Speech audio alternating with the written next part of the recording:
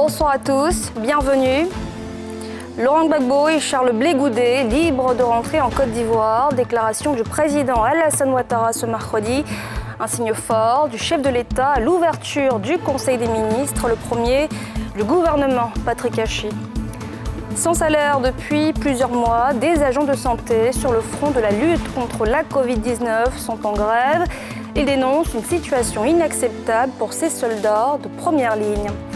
Et puis cette crise sanitaire, nouvel ennemi du tourisme à Grand-Bassam. Après l'attentat de 2016, l'économie de la ville balnéaire est à nouveau menacée, cette fois par la pandémie de coronavirus.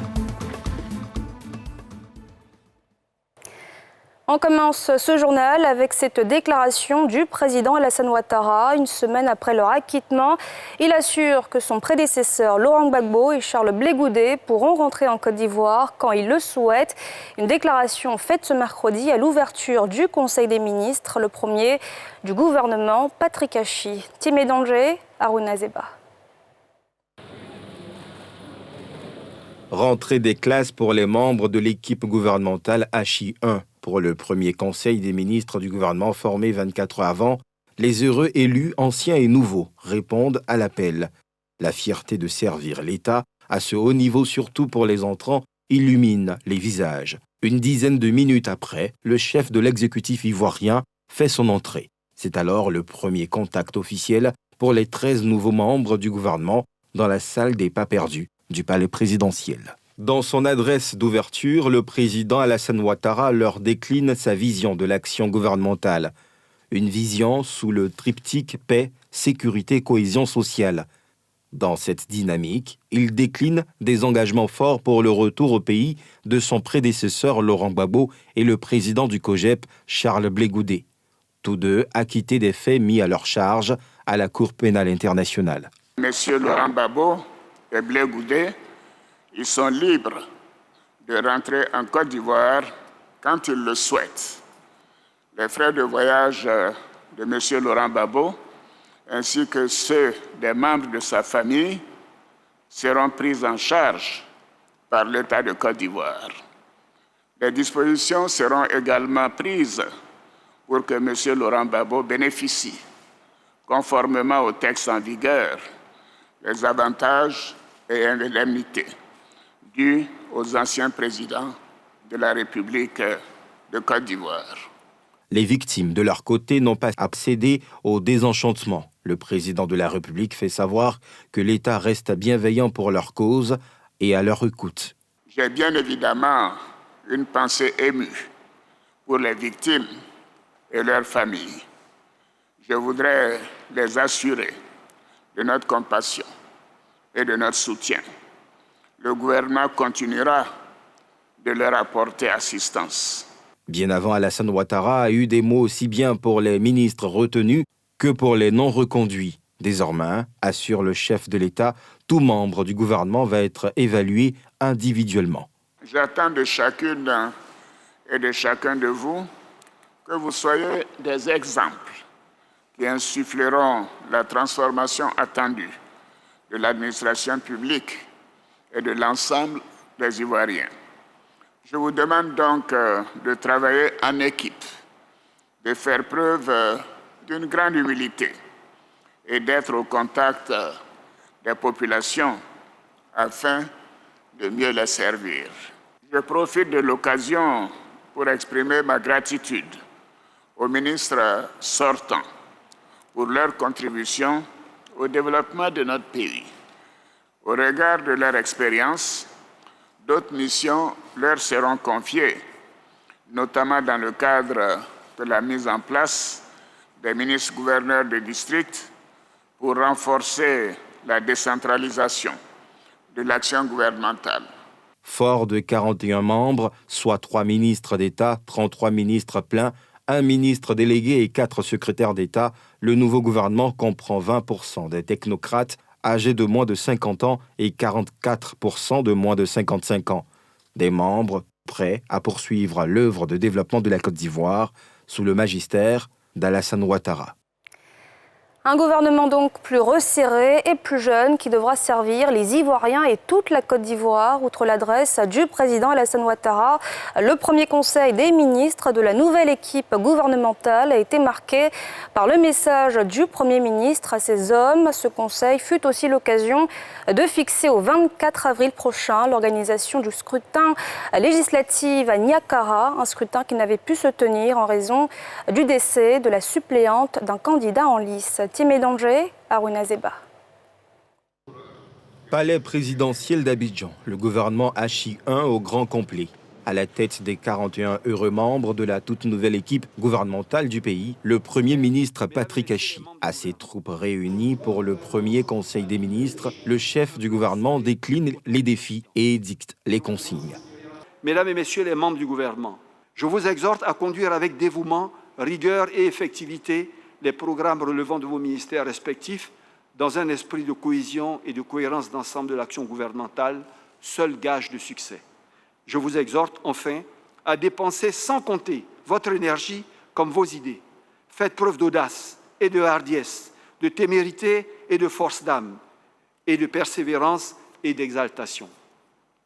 C'est grâce à ce bouillonnement patriotique constant et total que nous réussirons ensemble à traduire en résultats simples, forts et clairs l'ambition de son Excellence, Monsieur le Président de la République.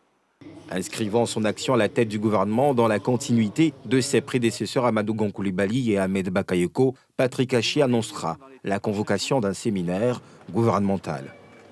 Nous nous réunirons dans les tout prochains jours pour tenir un séminaire afin de mettre en œuvre la feuille de route que le Président nous aura donnée. Il nous appartiendra de nouer un partenariat neuf, dense et constructif avec le secteur privé pour transformer en profondeur la structure de notre économie. Nous intensifierons notre productivité agricole et créerons un appareil agro-industriel puissant, diversifié et intégré dans les chaînes de valeur mondiales. L'accélération du développement du capital humain pour répondre aux défis technologiques du troisième millénaire, au moyen d'une éducation frappée du sceau de l'excellence, ainsi que d'un système de santé performant et accessible à tous. Outre le message d'orientation du Premier ministre, le Conseil a été marqué par le traditionnel échange avec la presse. Baptême de feu au porte-parole pour le ministre de la Communication et des Médias, ce fut l'occasion d'annoncer la tenue du scrutin législatif à Niakara le 24 avril prochain. Dans cette localité, l'élection avait été reportée suite au décès de la suppléante d'un candidat en lice. Sur proposition, une fois de plus, donc, de la commission électorale, le gouvernement a convoqué pour le samedi 24 avril le collège électoral de la circonscription électorale 97, Araikoka, Niakarma, Dogo et Tortia, communes et sous-préfectures, en vue d'élection des députés de la dite circonscription. Au titre de la campagne électorale, dans cette circonscription de la région du Hambol, l'arrêté du ministre de l'Intérieur dispose, à en croire le porte-parole du gouvernement, que 3 jours sont accordés aux candidats pour se lancer à nouveau à la conquête des voix des électeurs. Notons que Niakara était la seule localité où le vote n'a pu se tenir en mars dernier pour cause de décès avant le scrutin. Et puis, ce premier conseil a accueilli des habitués, mais aussi des nouveaux visages. Ils sont 13 à intégrer le gouvernement de Patrick Hachi. Formés hier, ils se disent prêts à relever les défis. Écoutons ces quelques réactions recueillies par Salif Yalekwe et Mathurin Badé. Ce fut une immense joie et un grand plaisir d'apprendre ma nomination à ce poste ministériel. Et au travers de cette nomination, c'est un grand honneur qui m'est fait. Et cet honneur est jailli sur toutes les populations de la région du Hambol dont je suis originaire. Le grand défi parce que notre pays, à l'instar de plusieurs pays africains, ont pour défi majeur la question de l'emploi. Comme dans d'autres pays, c'est le plein emploi. Notre pays est fondé avec la croissance continue qu'elle a connue, espérer aboutir au plein emploi ou à tout le moins aboutir dans une proportion d'employabilité qui soit satisfaisante. La mission qui nous a été assignée pour le bien-être des populations ivoiriennes, c'est de mettre du sérieux dans le travail. Nous allons tout mettre en œuvre pour être à la tâche. Je m'emploierai à faire tous mes efforts pour satisfaire, pour répondre à l'attente du président de la République et du Premier ministre au service d'une Côte d'Ivoire rassemblée, d'une Côte d'Ivoire solidaire. Le président de la République nous a fait état de ce qu'il attend de nous, à savoir être au service des Ivoiriens et être sur le terrain, traduit dans la réalité le programme de gouvernement, son programme de société quand il s'est présenté aux élections présidentielles d'octobre 2020. Et donc je suis, je vais dire, très heureuse d'appartenir à cette équipe. Et nous avons eu des instructions très claires sur ce qu'on attend de nous. S'agissant de la santé, il s'agit de bâtir un système de santé performant, accessible à tous. Et je pense que c'est un défi important qui nécessite beaucoup de responsabilité et beaucoup de rigueur. Dire que nous allons tout faire pour mériter cette confiance, cet honneur qu'ils font à la région du Morono et spécifiquement au département d'Ara.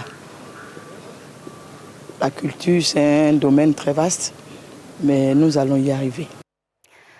Sur le front sanitaire, sur le front de la lutte contre le coronavirus, en première ligne, les travailleurs de la santé, ils risquent leur vie pour en sauver d'autres, mais sont sans salaire depuis bientôt 1 an au centre Covid-19 du CHU de Cocody. Ils protestent donc depuis hier contre le non-paiement de 10 mois d'arriérés, une situation devenue insoutenable pour ces acteurs pourtant essentiels dans la lutte contre la maladie. Brice Niawa, Fulgence Kissiedou.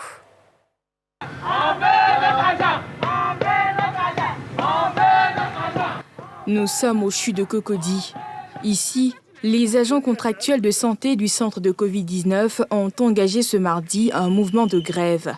Ils réclament plus de 10 mois de salaire impayés. Il n'y a pas ici de syndicats. Nous sommes entre nous agents, entre nous collègues. Nous nous sommes levés de façon spontanée parce qu'il y a maintenant 10 mois qu'on travaille et on ne perçoit rien. On veut que la Côte d'Ivoire et le gouvernement et tout le monde soient informés que voici des agents de santé qui travaillent dans un centre Covid et ils ne sont pas payés. Les grévistes considèrent cette manifestation comme un point de non-retour. Ils estiment avoir fait preuve de patience et de compréhension envers leur patron qui, depuis, ne leur ramène pas l'ascenseur. On nous a envoyé des fiches à signer, c'était au mois de novembre. On a signé 5 mois. Ils nous ont dit qu'ils allaient nous payer 5 mois. Et jusqu'à là, on n'a rien reçu. En décembre, en janvier, quand on s'est plaint encore, ils nous ont ramené les mêmes fiches pour dire bon, signez pour 1 mois, pour que ça fasse les 6 mois et que l'État va vous payer les 6 mois. On a signé les 6 mois et jusqu'à présent rien. Selon l'hygiéniste, les hommes et femmes en blouse sont conscients du rôle qu'ils jouent dans la société et surtout dans cette période où le coronavirus bouscule l'humanité. Seulement, que l'État les aide. Ce qu'on demande là, c'est la même chose qu'ils ont donné au sud de Trècheville. C'est la même chose qu'ils ont donné au sud de Yopougon. Quand ils ont lancé l'appel, beaucoup ont refusé de travailler parce que la maladie est réelle. Et nous, on s'est engagés. Voilà, donc ce qu'on nous a promis là, on ne touche rien, on ne perçoit rien. Franchement, on est fatigué. Que l'État ait pitié de nous. Vivement que cette situation se règle et que nous tous conjuguons nos efforts pour freiner l'avancée de la Covid-19. Voilà un dossier qui attend le nouveau ministre de la Santé, de l'Hygiène publique et de la couverture maladie universelle, Pierre Damba, fraîchement nommé en remplacement de Jenaka Awele. Une semaine après l'incendie dans le marché annexe de Port-Bouët, une nouvelle tentative s'est produite lundi, mais le feu a pu être maîtrisé. Les commerçants sur le qui-vive s'organisent afin de mettre fin à cette série d'incendies. Une enquête est également en cours afin de retrouver l'auteur ou les auteurs de ces actes criminels. Yéli Traoré, Mathurin Badé. Dans la nuit du mercredi au jeudi 1er avril, peu après minuit, un impressionnant incendie a dévasté tout le périmètre des installations de l'annexe du marché principal de la commune de Port-Bouët. Si aucune victime n'est à déplorer, plus de 200 magasins sont partis en fumée, plongeant dans le désarroi les propriétaires, essentiellement des petits commerçants. 5 jours après ce drame, ce sont les échoppes du marché principal qui ont échappé à un nouveau brasier grâce à la vigilance et à la promptitude des commerçants. Hier, là, mon grand soupir, on était là, on voulait partir à la maison. Les gardiens voulaient fermer la porte là pour moi. C'est ça, ils m'appelaient que maman, viens regarder derrière. Ils sont mis les cartons derrière, et puis les bois, et puis sachets, ils sont mis feu. Ça a commencé à prendre feu. J'ai crié. Tout le monde est venu, et puis les gardiens, les restes, ils sont venus. Ils sont mis l'eau dans bidon, on a commencé à verser dessus. Ce matin, lorsque je suis arrivé au marché, j'ai constaté qu'il y avait des gazoles autour du marché. Et après ça, j'ai mon plastique sur ma marchandise et j'ai vu qu'il y avait quelques brûlures sur mes marchandises. Face à la multiplication des incendies et des tentatives d'incendie, dont la dernière en date a laissé des indices pouvant conduire à une piste criminelle, les responsables du marché se mobilisent pour sécuriser les lieux. Comme mesure palliative déjà, nous avons fait appel à tous nos policiers de la police municipale. Nous avons fait appel au commissaire de police proche de chez nous ici, du 5e arrondissement, et également la brigade verte, un groupe de jeunes qui travaillent pour le compte de la mairie. Et toute cette équipe-là a été mobilisée pour veiller sur le marché. Idem au niveau de la mairie de la commune où l'on s'alarme également de cette série d'incendies. On peut avouer aujourd'hui que ce n'est pas fortuit. Ce sont des choses qui sont diligentées, on ne sait par qui. Nous avons fait appel à toutes les forces de police, donc la police nationale qui est intervenue dans le premier cas du jeudi avec la police scientifique qui nous a dit il y a quelques jours qu'ils ont fait des rapports qu'ils ont déposés à la police criminelle qui va nous donner la suite. Les enquêtes en cours devront situer les responsabilités dans cette série d'incendies et de tentatives d'incendie. Le 31 octobre 2020, cortège du ministre en charge du budget et du portefeuille de l'État, Moussa Sanogo, a été attaqué au corridor de Zata, à une dizaine de kilomètres de Yamoussoukro. Une attaque qui a causé la mort de l'un des membres de sa sécurité. En hommage à ce serviteur de l'État, un espace vient de lui être dédié dans le dit ministère. Salif Yadekwe, Tanguy Conan. Plateau, immeuble Siam, 11e étage. Ici est installé le cabinet du ministère du Budget et du portefeuille de l'État. Cet espace porte désormais le nom de feu adjudant Seydou Sanogo, un élément de l'escadron de protection des hautes personnalités de la gendarmerie nationale affecté dans ce ministère. Seydou Sanogo a perdu la vie à la suite d'une attaque du cortège du ministre du Budget.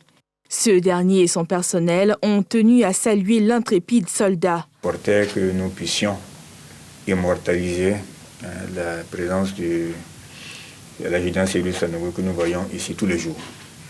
Donc, à défaut d'être physiquement avec lui tous les jours, que son esprit puisse continuer d'être avec nous. Nous sommes arrivés ici un jour également nous partirons, mais ceux qui vont nous succéder verront qu'ici a travaillé un adjudant de gendarmerie du nom de Seydou Sanogo, et qu'il est parti à la tâche en mission commandée. Il est parti en martyr. La famille Sanogo, pour sa part, très touchée par cet hommage à leur fils, a traduit sa reconnaissance au ministre. Il n'est pas le premier soldat tombé au front, même dans les mêmes circonstances. Mais je vois que c'est l'une des rares fois où le patron vraiment prend l'initiative de rendre hommage et d'immortaliser le nom de notre frère dans son service. Et il n'était pas obligé de le faire. Mais par reconnaissance pour le sérieux et tout ça, monsieur le ministre a bien voulu convier la famille à immortaliser le nom de notre petit frère dans son service. Seydou Sanogo a été porté en terre jeudi dernier après que des honneurs militaires lui ont été rendus et le drapeau remis à sa famille. Plage bondée, commerce florissant. 5 ans après l'attentat terroriste à Grand-Bassam, le tourisme a repris des couleurs. Les week-ends, les maquis et les hôtels de la cité balnéaire reçoivent de nouveau des milliers de personnes, mais c'est embelli et quelque peu menacé désormais par un nouvel ennemi, la pandémie de coronavirus. Yéli Traoré. Située à 30 km d'Abidjan, la cité centenaire de Grand-Bassam, classée au patrimoine mondial de l'UNESCO, a été la cible d'une attaque djihadiste le 13 mars 2016 qui avait fait 19 morts, dont des ressortissants européens. Une catastrophe pour l'économie de cette ville de 100 000 habitants, première destination touristique de Côte d'Ivoire. Depuis 5 ans, Grand-Bassam a connu d'autres avanies qui ont affecté son économie. Et pour les hôteliers et les restaurateurs, Le coronavirus est perçu aujourd'hui comme le nouvel ennemi qui menace la cité touristique. La pandémie a fait plus de mal que les attentats. Je ne dis pas que les attentats, c'est une bonne chose, c'est un scandale. Ça fait que de l'année d'attentat à l'après-année d'attentat, il y a eu 12-13% de chute. Mais de l'année où la pandémie a été déclarée jusqu'à la fin de l'année, il y a eu 20% de chute du chiffre d'affaires. Ce n'est pas comparable du tout. Je demande qu'on fasse un plan Marshall pour Grand Bassam. Parce que c'est une ville qui est aujourd'hui touristique. Et c'est la première capitale de Côte d'Ivoire quand même. Nous, opérateurs dans la ville, ici, il n'y a pas d'usine. Nous sommes les seuls opérateurs. Le Festival de l'Abissa, un des événements touristiques majeurs de Côte d'Ivoire qui attira auparavant 300 000 à 400 000 touristes en une semaine et qui générait de grosses retombées financières pour la ville, a beaucoup pâti des conséquences de l'attentat et de la pandémie. Et c'est la fin de ce journal. Merci de l'avoir suivi. On se retrouve demain, même heure. Excellente soirée à tous.